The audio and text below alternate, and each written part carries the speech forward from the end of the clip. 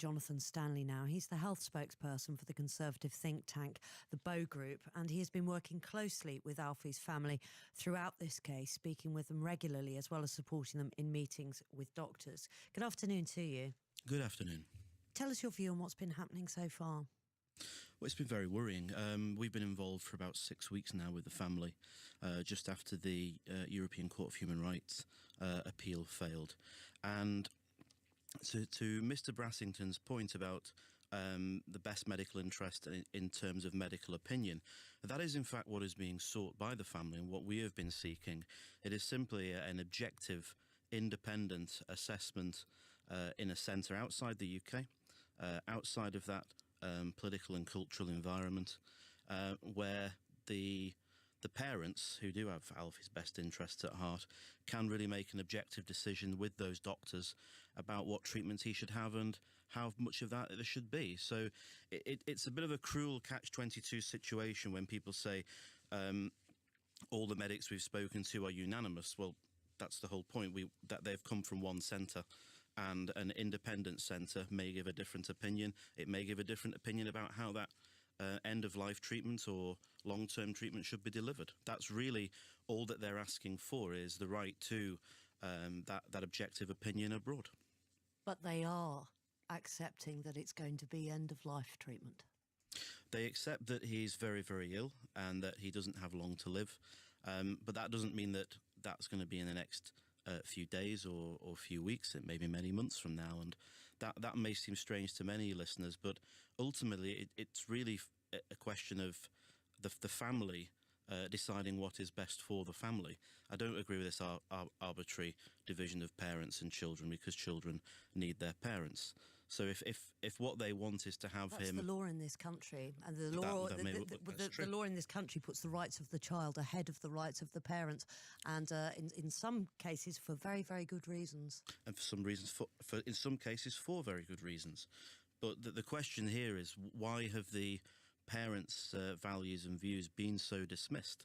The only other set of values being offered are those by a court-appointed guardian and doctors that have been looking after him. And the whole point of this is that it is not fair to simply take one set of views over another. Do you think that the prolonging of this, Jonathan, benefits anybody at this point? I think you have to look at it the other way around.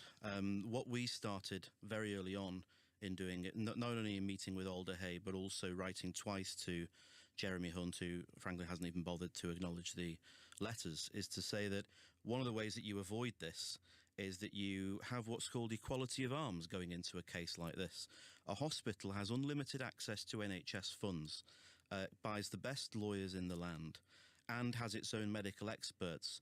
And the parents have effectively had to represent themselves with some legal aid as well. What we've said is that what you really need is an independent advocate, not only in terms of the law, but in terms of medical opinion. So there can be a genuine equality. And if that would have happened very early on, this wouldn't have happened.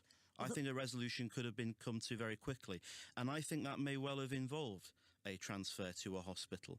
Remember, here, the parents have had to go out and seek other hospitals themselves, seek air transport themselves. Now, I've worked in large and small hospitals across the country.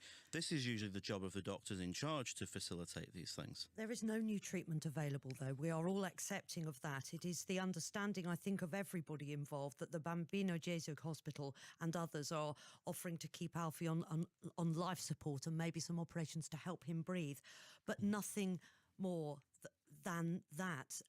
Can I just ask you about, you were talking about your involvement over the last 6 weeks and the other people that have got involved more recently to help fund this case for the Evans family are the Christian Legal Centre. There is a view, Jonathan, that the Christian Legal Centre comes from an unequivocal right to life standpoint, which is fundamentally at odds with any kind of withdrawal of life support, because the right to life trumps all else, no matter how compelling the medical evidence is.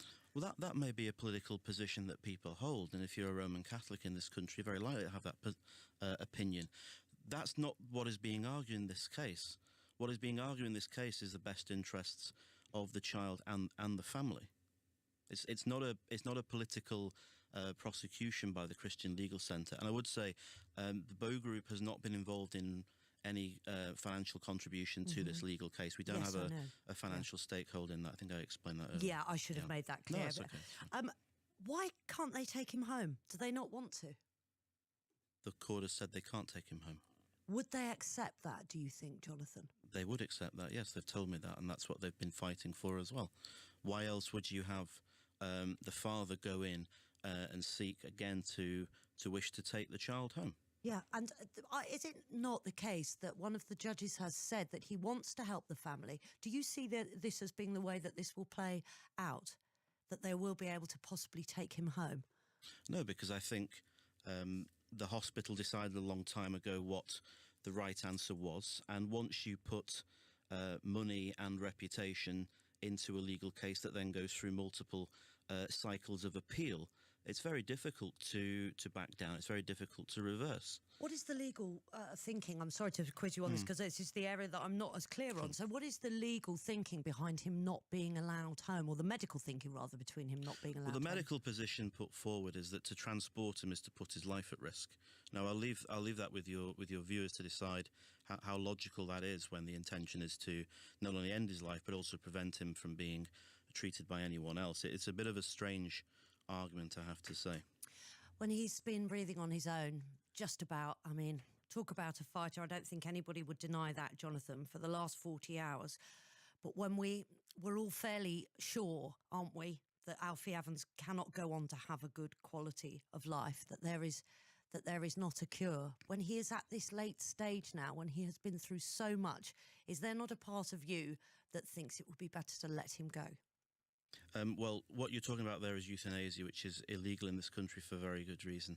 Why am I talking about euthanasia? Because if you are withdrawing treatment specifically with the intention of letting someone die because you are preventing another willing and qualified provider from delivering that care, that does change the situation quite radically. The medical experts said and have said that he will die at some point. I hate to be graphic about it. Once the ventilator is withdrawn. So that's not euthanasia. Well, a lot of people, first of all, are terminally ill and will die in a short amount of time. That doesn't mean that we deliberately end their life. And as I've said, he's already come off a ventilator.